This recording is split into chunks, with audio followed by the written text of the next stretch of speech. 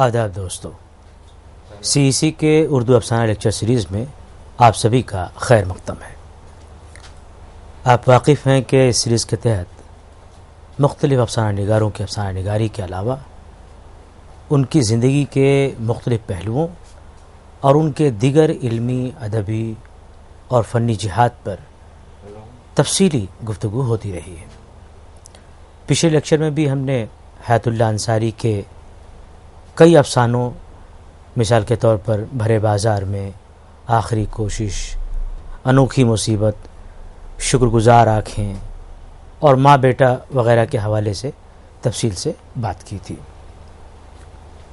آج اسی سلسلے کو آگے بڑھاتے ہوئے لیکچر کے اس حصے میں حیات اللہ انصاری کے مشہور افسانہ شکستہ کنگورے کے متعلق بات کریں گے۔ اس افسانے کے بعد جو حصہ مشتمل ہے لیکچر کا، اس میں حیات اللہ انصاری کا جو افسانوی فن ہے اور ان کے افسانوں کا کہنا چاہیے کہ ایک طرح سے جو فنی رچاؤ ہے، اس کو ہم سمجھنے کی کوشش کریں گے۔ آپ جانتے ہیں کہ حیات اللہ انصاری نے بے لاگ حقیقت نگاری کی بہترین مثال پیش کی ہے۔ اچھا، یہ وہ خصوصیت ہے جس میں وہ اپنے معاصرین سے علیحدہ اور ممتاز نظر آتے ہیں۔ 2.5 سیر آٹا، آخری کوشش، بھرے بازار میں، شکر گزار آنکھیں اور انوکھی مصیبت، یہ سارے افسانے ایسی ہیں جن افسانوں میں انسانی زندگی کو درپیش مسائل کا بہت فنکارانہ بیان ملتا ہے۔ ان افسانوں کے ذریعے سے آپ دیکھیں گے کہ صرف حیات اللہ انصاری کی تخلیقی کاوشوں پر نظر نہیں جاتی، بلکہ یہ بھی احساس ہوتا ہے کہ یہ افسانے ان کے فنی کمالات کا عمدہ نمونہ ہیں، بلکہ اس کے ساتھ ساتھ یہ بھی احساس ہوتا ہے کہ یہ افسانے اردو کے جو افسانوی ادب ہے، اس کا قابل قدر سرمایہ بھی ہیں۔ انہوں نے اپنے افسانوں میں مشاہدہ، فکر اور تخیل، جیسا کہ میں نے پہلے بھی ذکر کیا ہے کہ اس کی تسلیس کو جس انداز میں وہ برتتے ہیں، اس کا کچھ اندازہ ان کے افسانوں کے مطالعے سے ہوتا ہے۔ 1930 کے آس پاس حیات اللہ انصاری کی جو پہچان ہے، بطور افسانہ نگار جو ان کی پہچان ہے، وہ مستحکم ہوتی ہے۔ یہ جو زمانہ ہے وہ ملک کے اندر مختلف قسم کی سرگرمیوں کا زمانہ ہے۔ قومی سطح پر دیکھیں تو آزادی کی جو جد و جہد ہے وہ اپنے آخری مرحلے میں داخل ہو رہی تھی۔ سیاسی سرگرمیاں شباب پر نظر آ رہی ہیں۔ آزادی کے تئیں لوگوں کا ذہن بیدار ہو چکا تھا۔ جو محنت کش طبقہ ہے وہ اپنے خلاف ہونے والے استحصال کو سمجھ چکا تھا۔ یہ تو قومی سطح پر چیزیں ہو رہی تھیں، یہ ساری تبدیلیاں۔ دوسری طرف عالمی سطح پر روس میں ساہوکاری نظام زار کا خاتمہ ہو چکا تھا 1917 میں، اور ظاہر ہے کہ اس کا اثر ہندوستان کی سیاست پر بھی لازمی طور پر پڑا تھا۔ گویا ملک میں ہر سطح پر تبدیلیوں کا عمل جاری تھا۔ ادب چونکہ سماج کا آئینہ ہوتا ہے، اس لیے وہ بھی اچھوتا نہیں رہا۔ پریم چند کی رہنمائی میں ادبا و شعراء اپنے فرائض انجام دے رہے تھے۔ آج جس افسانے کی ہم بات کر رہے ہیں، حیات اللہ انصاری کے شکستہ کنگورے، وہ اسی فکر و خیال کا کہنا چاہیے کہ عمدہ نمونہ ہے۔ اس افسانے میں حیات اللہ انصاری نے واقعات کو سنجیدگی کے ساتھ ایک خاص ترتیب اور تناظر میں پیش کیا ہے۔ یہ افسانہ 2 تہذیبوں کے تصادم کی داستان پر مبنی ہے، لیکن اس کے پیچ و خم میں کشاکش اور گہرے ہوتے تصادم کا منظر صرف باہر بیرون میں نظر نہیں آتا، صرف خارج میں نظر نہیں آتا، بلکہ خارج سے کہیں زیادہ باطنی اور داخلی دنیا میں اس کا ابال دیکھنے کو ملتا ہے۔ لیکن جو اچھی بات ہے حیات اللہ انصاری کی وہ یہ کہ اس کشاکش کی جو منظر کشی کرتے ہیں، وہ اس تصادم کی جب وہ تصویر پیش کرتے ہیں تو ان کی تحریر میں اعتدال رہتا ہے، وہ افراط و تفریط کا شکار نہیں ہوتے۔ اور یہ جو کمال ہے، یہ جو قدرت ہے کسی بھی سبجیکٹ میٹر کو، مضمون کو، موضوع کو اعتدال کے ساتھ بیان کرنا، ضبط کے ساتھ بیان کرنا، یہ ظاہر ہے کہ بہت فنی ریاضت چاہتا ہے۔ شکستہ کنگورے کا جو مرکزی کردار ہے اس کا نام ہے منیر۔ یہ ایک جدید تعلیم یافتہ نوجوان ہے جس کا تعلق زمیندار گھرانے سے ہے۔ اچھا، یہ صرف زمیندار گھرانے سے بتانے کے لیے نہیں ہے، اس کا یہ تعلق، اس کا یہ انسلاک بہت گہرا ہے۔ وہ اپنی جائیداد کا اکلوتا وارث بھی ہے۔ اس کی جو افتاد ہے اور اس کا جو مزاج و کردار ہے اس میں جاگیردارانہ شان و شوکت اور طمطراق باقی ہے، اور اسی لیے وہ جو کھوئی ہوئی عظمت ہے اس کو واپس لانے کے لیے کوشش کرتا ہے۔ گویا ایک طرح سے اس کی زندگی کا اولین مقصد اور نصب العین بن جاتا ہے، وہ اس عظمت رفتہ کی بازیابی، یہ اس کا مقصد بن جاتا ہے۔ وہ زندگی میں عروج اور ترقی کو اپنا، آسائش کو، عروج کو، ترقی کو، ان ساری چیزوں کو اپنا، ان پر اپنا پیدائشی حق سمجھتا ہے، اور اسی لیے اس کے دل میں خوشحالی اور عمارت کو واپس لانے کی خواہش ہمیشہ موجود رہتی ہے۔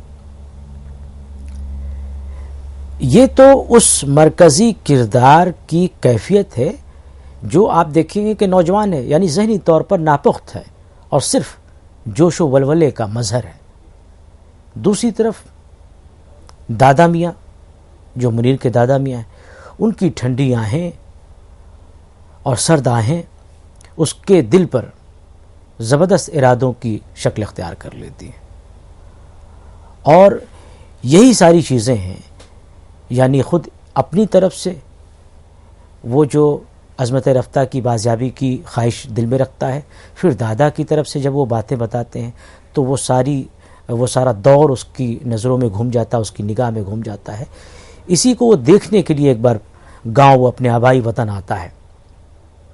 حویلی میں داخل ہوتے ہی اس کے ذہن پر جو گزشتہ شان و شوکت تھی اس کے تمام مناظر روشن ہو جاتے ہیں۔ اپنے دادا سے ملاقات کے وقت وہ پختہ ارادہ کر لیتا ہے اور انہیں اس بات کا یقین بھی دلاتا ہے کہ وہ جو خاندان کی شان و شوکت تھی اسے وہ ضرور اور بے ضرور واپس لائے گا۔ دادا کی زندگی کے بھی باقی بچے دن اسی امید کے سہارے کٹ رہے تھے کہ کسی نہ کسی دن ان کا پوتا اپنے مقصد میں کامیاب ہوگا اور ان کے دن جو ان کی عظمت تھی کھوئی ہوئی وہ واپس مل جائے گی۔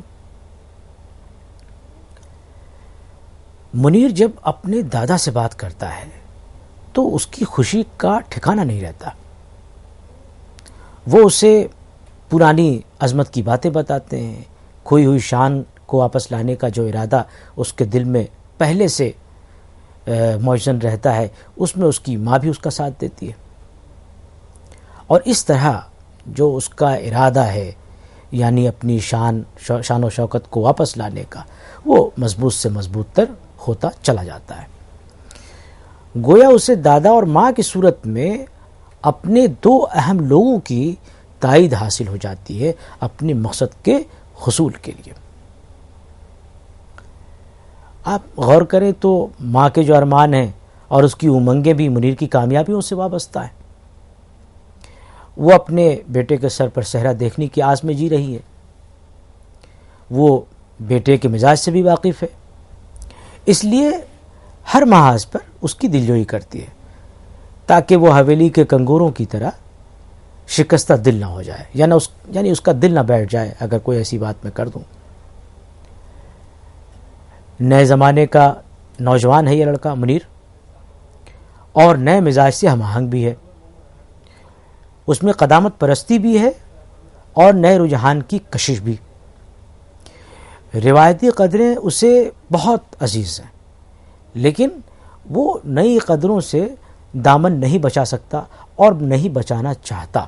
وہ اسے نظر انداز کر کے آگے نہیں بڑھنا چاہتا.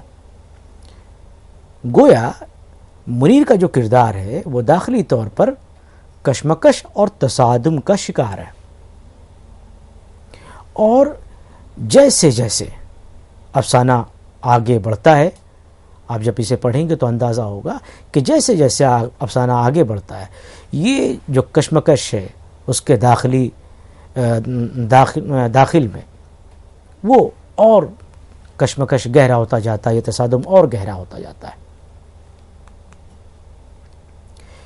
کردار کی داخلی کشمکش دیکھیے کہ جب وہ حویلی کے اندر داخل ہوتا ہے تو وہ روایتی قدروں کا پاسبان بن جاتا ہے، لیکن جیسے ہی وہ حویلی کی چار دیواری سے باہر نکلتا ہے، باہر کی دنیا میں قدم رکھتا ہے، تو سماج و تہذیب کے نئے سروکار سے وہ خود کو الگ نہیں کر پاتا. گرد و نواح کا جو ماحول ہے اور جو آس پاس کے جو سماجی مسائل ہیں اسے متاثر کرتے ہیں. نئی تبدیلیوں کو وہ شدت سے محسوس کرتا ہے. سامراجی نظام کی جو ظالمانہ اور جابرانہ حرکتیں ہیں اس کے تصورات میں انقلاب برپا کر دیتی ہیں، جس سے پرانی عظمت کو واپس لانے کا اس کا جو خواب ہے وہ تھوڑی دیر کے لیے دھندلا پڑ جاتا ہے. یہی وجہ ہے، یہی وہ سارے سماجی محرکات ہیں. جب وہ آس پاس کی زندگی میں گھومتا ہے، لوگوں سے ملتا ہے، تو وہ دیکھتا ہے کہ اس کی جو خواہش ہے، یعنی اپنی پرانی شان و شوکت کو واپس کی خواہش، اس کی بازیابی کی خواہش، وہ ایک طرح سے اس کے لیے بے معنی ہو جاتی ہے. حویلی اس کی گزشتہ عظمت کا نشان ہے جسے وہ دوبارہ حاصل کرنا چاہتا ہے. لیکن جیسا کہ میں نے ابھی بتایا کہ اس کے مزاج کا ایک پہلو یہ بھی ہے کہ وہ نئے زمانے کا نوجوان ہے، اور وہ اپنے آس پاس میں ظالمانہ اور جابرانہ نظام کا ایک سلسلہ دیکھتا ہے، جس میں وہ دیکھتا ہے کہ غریبوں، کسانوں اور مزدوروں کے حقوق کی پامالی ہو رہی ہے. ظلم و ستم اور استحصال کا سلسلہ اس قدر دراز اور گہرا ہے کہ اس کی روح کانپ جاتی ہے، اور اس کی جو اپنی ذاتی خواہش ہے اس سے متاثر ہو کر کے اس کی اپنی جو ذاتی خواہش ہے وہ اسے چھوڑ دیتا ہے، اور کسانوں اور مزدوروں کے حقوق کی بازیابی کی جو لڑائی ہے، کی جو جنگ ہے، اس میں شامل ہو جاتا ہے. مزدوروں اور کسانوں کی آواز کو ایک طرح سے کہنا چاہیے کہ اسٹریم لائن کرنے کے لیے، انہیں آرگنائز کرنے کے لیے ایک تنظیم قائم ہوتی ہے، کسان سبھا. یہ انجمن منیر منیر کے اندر جو جذبات ہیں سماج کے مسائل کے تئیں اور اس سماج کے جو سروکار ہیں اس کے تئیں، اس کی جو شدت ہے، انہیں جس طرح سے وہ حل کرنا چاہتا ہے اور اس کا جو خلوص ہے، اسے دیکھتے ہوئے یہ انجمن اسے اپنا رہنما تسلیم کر لیتی ہے. منیر کی آنکھوں میں اب ایک نئی دنیا کا خواب ہے، اور وہ خواب ہے کہ وہ قوم کا لیڈر بن جائے. لیڈروں کی شان و شوکت اس کی آنکھوں کے سامنے رقص کرنے لگتی ہے، جو کسی راجہ مہاراجہ سے کم نہیں. اسے اس سیاست کے بہانے اپنا جو دیرینہ خواب ہے وہ مکمل کرنے کا خیال پلنے لگتا ہے اس کے ذہن میں. کسانوں میں بیداری لانے کے پیش نظر کسان سبھا کافی فعال رہتی ہے، کافی سرگرم رہی. جلسے ہوئے اور بہت کم دنوں میں کسان سبھا نیشنل لیول پہ مقبول ہو گئی. ملک کے چھوٹے بڑے جو لیڈر ہوتے ہیں وہ اس میں شامل ہونے لگے، اور بڑے لیڈروں کے ساتھ منیر کی تصویر بھی منظر عام پر آنے لگی.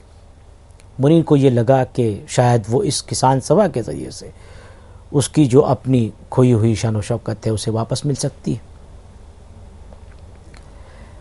اپنے اس خیال کو انڈورس کرانے کے لیے، اس کی تصدیق کے لیے اپنی ماں سے بھی باتیں کرتا ہے اور چاہتا ہے کہ وہ اس کے اس خیال کو اس یعنی کہ لیڈر بن جانے کی راہ سے اپنی عظمت کو واپس کرنے کا جو اس کا خواب ہے، اور قوم ملت کی جو خدمت کا جو جذبہ ہے وہ بھی پورا ہو جائے گا، اور اپنی شان و شوکت بھی واپس آ سکتی ہے، اس کو وہ انڈورس کرانا چاہتا ہے۔ ظاہر ہے کہ ماں اس سے کب الگ ہونے والی تھی، وہ اپنے بیٹے کے مزاج کو سمجھتی تھی، اس کی ہاں میں ملانے لگی، اور پھر تن من دھن سے بہت ہی جوش و خروش کے ساتھ منیر کسان سبھا کی سرگرمیوں میں لگ گیا۔ لیکن آپ یہ بھی جانتے ہیں کہ دوسری طرف یہ بھی حقیقت ہے کہ کسان کی جو زندگی ہے وہ بڑی ناپائیدار ہوتی ہے، ذرا سی ٹھیس لگتی ہے اور اس کا تانا بنا بکھر جاتا ہے۔ ایسا ہی ایک واقعہ کسان سبھا کی زندگی میں پیش آیا۔ منیر کی کسان سبھا نے زمینداروں سے سخت مقابلہ کیا۔ زمینداروں کے جو سپاہی ہوتے ہیں اور ان کے جو کہنا چاہیے کہ گنڈے ہوتے ہیں، انہوں نے ان محنت کش طبقے کے جو لوگ اس میں شامل تھے کسان سبھا میں، ان کو زخمی کیا، ان کے کھلیان جلا دیے۔ پولیس نے الٹا کیس کسانوں کے خلاف کر دیا اور ان کا چالان کیا۔ عدالت نے ان پر جرمانے لگائے اور جیل خانے کی سزا بھی دی۔ اب منیر کو جو اپنا سیاسی کریئر تھا وہ بالکل ناپائیدار نظر آنے لگا۔ اس کو ایسا معلوم ہوا کہ پل بھر میں وہ ساری امنگیں، وہ سارے توقعات جو اس نے اس سیاسی زندگی کو شروع کرتے ہوئے باندھے تھے، وہ سارے کے سارے منہدم ہو گئے اور سارے ٹوٹ گئے۔ اس کا حوصلہ ایک طرح سے پست ہونے لگا۔ اب جب یہ صورتحال ہوئی، اس میں کبھی کبھی جب وہ گھر پر ہوتا تو اس کی ماں محمد علی کے عروج اور محل کی قدیم شان و شوکت کی کوئی بات بول دیتی تو منیر ان باتوں سے بہت بے طرح ناراض ہو اٹھتا۔ ایسا لگتا تھا جیسے اس کا کہیں کوئی زخم ہے اور ماں نے ناخنوں سے اس کی پرت ادھیڑ دی ہے۔ اب دونوں کی دنیا الگ تھی، ماں کی دنیا الگ تھی اور بیٹے کی دنیا ایک الگ تھی۔ بیٹا تجربے سے ایک چیز کی طرف سے گزرا تھا اور اسے اپنی منزل دور ہوتی دکھائی دے رہی تھی۔ بہرحال دونوں کی الگ دنیا ہونے کے باوجود کسان سبھا نے ایک بار پھر اپنے آپ کو منظم کیا اور زمینداروں کے استحصال اور جبر سے تنگ آ کر کے ایک بار پھر انہوں نے اپنی اسٹرگل کو آگے بڑھایا۔ منیر کو پھر ایسا لگا کہ شاید اس کی جو امید تھی وہ اب برآئے گی، لیکن پھر آگے چل کر کے وہی ہوا، وہ تصادم ہوا اور تصادم میں پھر کسانوں کو شکست کا سامنا دیکھنا پڑا۔ کسان سبھا کی پوری آواز جو جمع ہوئی تھی، ایک جگہ اکٹھا ہوئی تھی، مجتمع ہوئی تھی، وہ پل بھر میں پھر بکھر گئی۔ سیاست کے جو نشے و فراز تھے ان سے اب منیر واقف ہو چکا تھا۔ اس نے یہ دیکھ لیا تھا کہ جیسے ہی، تھوڑا استعاراتی انداز میں یہ بات کہنا چاہوں گا کہ اس نے یہ دیکھ لیا تھا کہ جیسے ہی پرندے کے پر آتے ہیں، شکاری ان کے پر قطر دیتا ہے۔ اس بار اس نے ہاتھ آئے موقع کو جانے نہیں دیا۔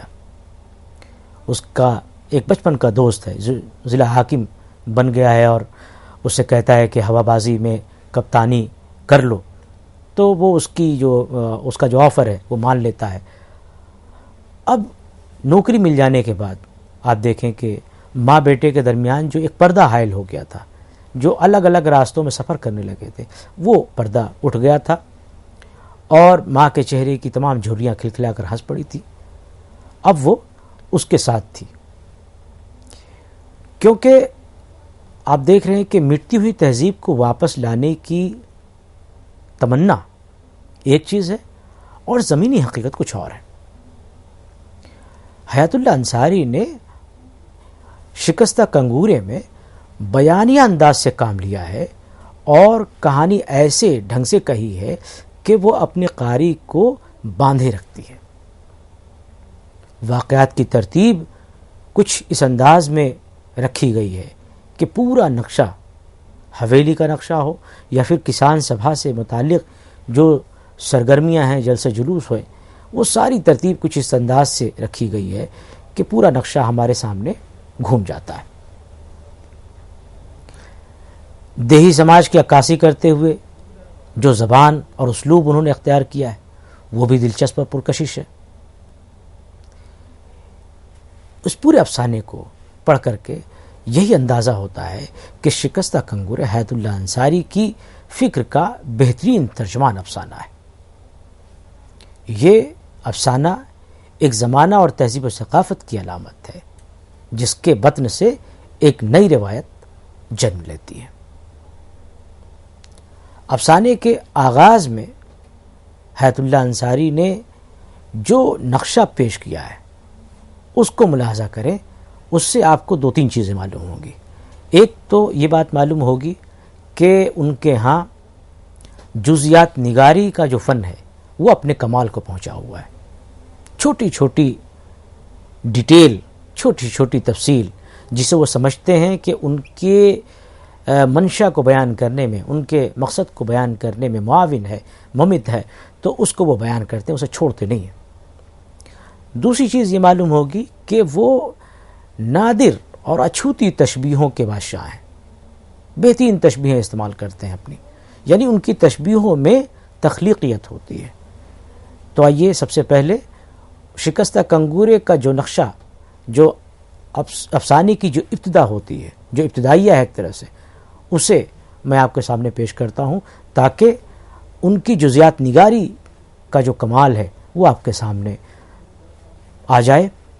کوٹ: ٹن ٹن ٹناٹن، بیل کی گھنٹیوں کی آواز بند ہو گئی، گاڑی سیڑھیوں کے پاس آ کر رک گئی، منیر گاڑی پر سے کود پڑا، 6 سیڑھیاں چڑھ کر ایک وسیع چبوترا تھا جس پر آگے بڑھ کر منیر کا خاندانی محل تھا۔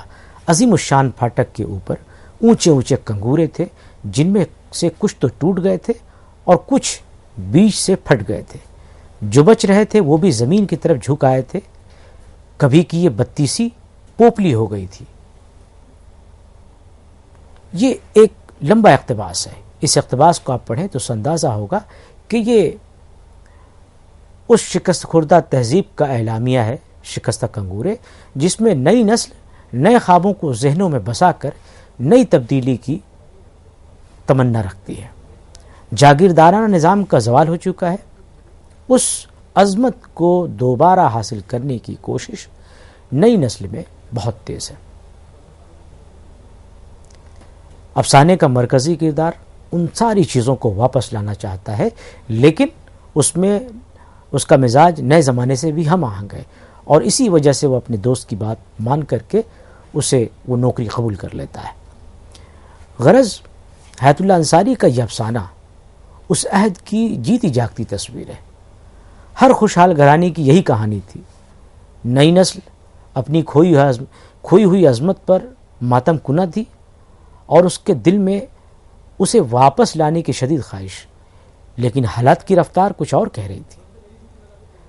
افسانہ ذرا طویل ہے اور جو اس میں مکالمے اور واقعات کے جو طویل بیانات ہیں وہ کئی مقامات پر بوجھل کرتے ہیں، طبیعت کو اکتاہٹ پیدا کرتے ہیں، لیکن اگر غور سے دیکھیں تو یہ کہا جا سکتا ہے کہ انہوں نے اپنے عہد کے ایک اہم موضوع کو افسانوی پیرائے میں برتا ہے۔